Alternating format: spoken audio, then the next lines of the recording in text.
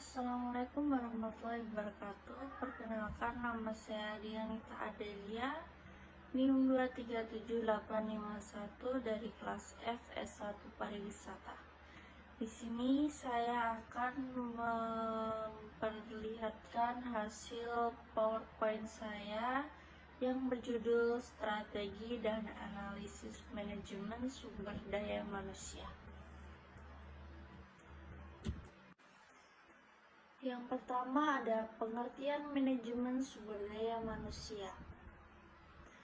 Manajemen sumber daya manusia atau biasa disebut dengan MSDM adalah proses perencanaan, pengelolaan, dan pengembangan tenaga kerja dalam suatu organisasi untuk mencapai tujuan perusahaan secara efektif dan efisien. MSDM mencakup berbagai aspek seperti rekrutmen, pelatihan, penilaian kinerja, kompensasi, serta menciptakan lingkungan kerja yang kondusif agar karyawan dapat bekerja dengan optimal.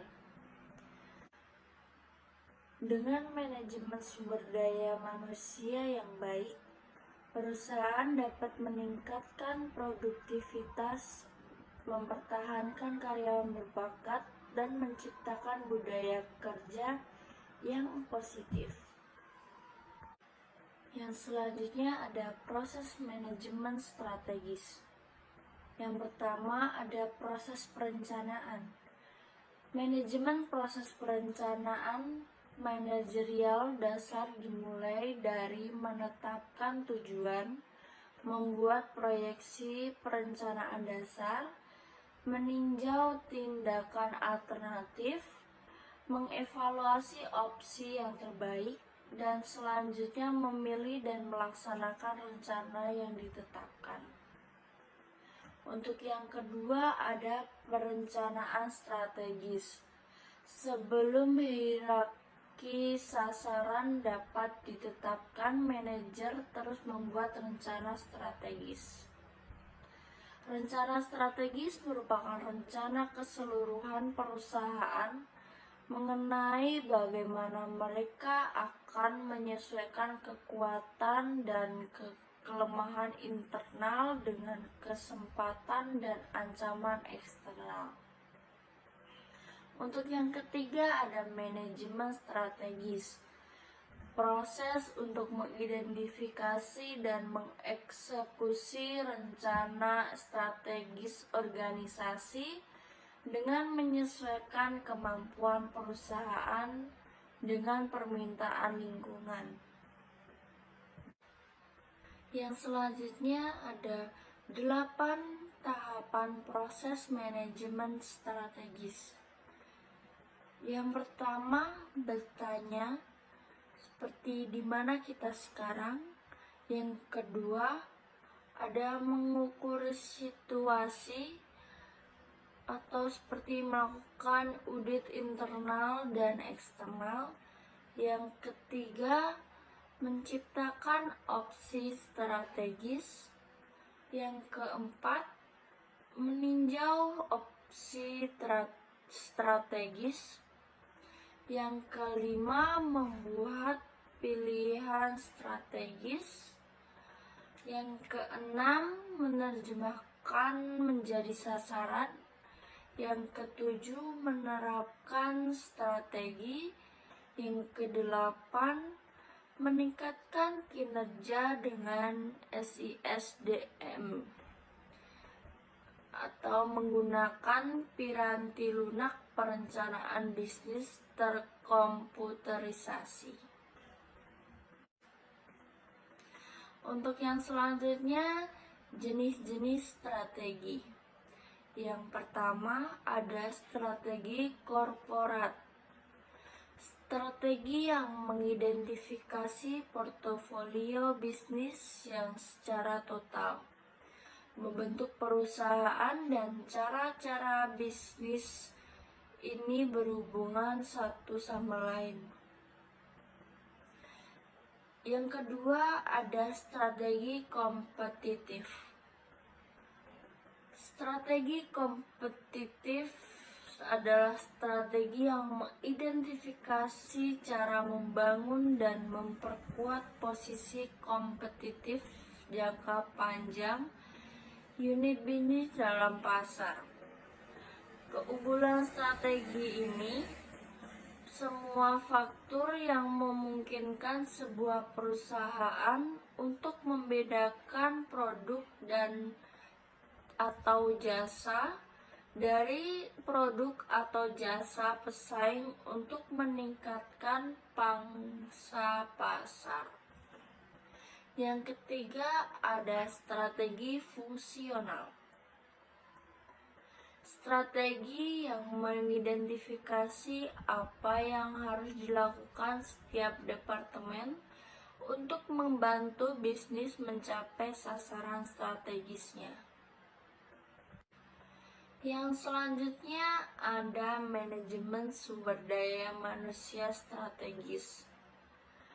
Merumuskan dan melaksanakan kewajiban dan praktik sumber daya manusia yang menghasilkan kompetensi dan perilaku karyawan yang dibutuhkan perusahaan untuk mencapai sasaran strategisnya. Menerjemahkan strategis ke dalam kebijakan dan praktik sumber daya manusia antara lain. Yang pertama ada strategi baru yang terdapat awali, adaptasi, dan hantarkan. Yang kedua ada kompetensi dan perilaku karyawan baru. Yang ketiga ada kebijakan dan praktik SDM baru. Itu termasuk yang A, program pelatihan dan komunikasi baru. B, program pengayaan pekerjaan baru. C, program kompensasi dan tunjangan baru. Dan yang terakhir, prosedur seleksi, orientasi, dan pemberhentian yang lebih baik.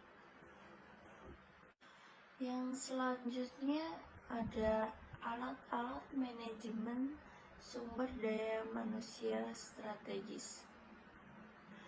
Manajemen menggunakan beberapa alat untuk menerjemahkan sasaran strategis perusahaan ke dalam kebijakan dan praktik manajemen sumber daya manusia.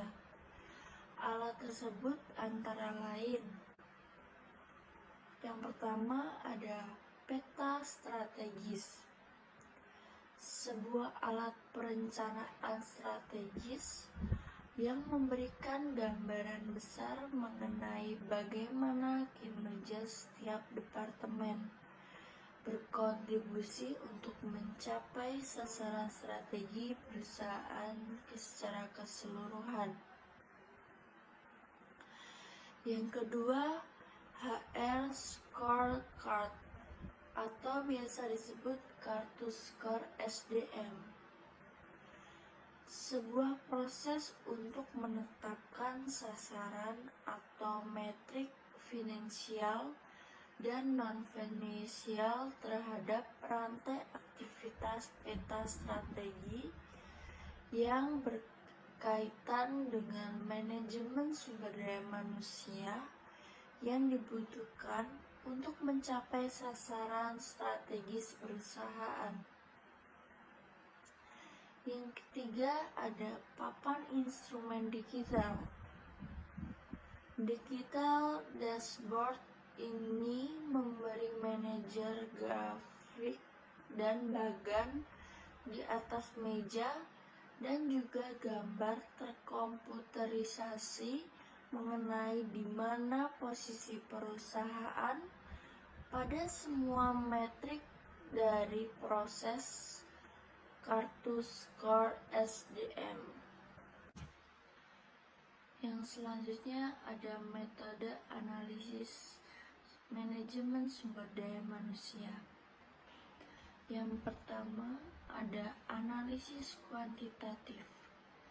Gunakan regresi dan korelasi, prediksi kebutuhan tenaga kerja di masa depan. Yang kedua, analisis kualitatif. Lakukan wawancara dan fokus grup. Tinjau kebijakan SDM dan laporan kinerja. Yang ketiga, studi kasus.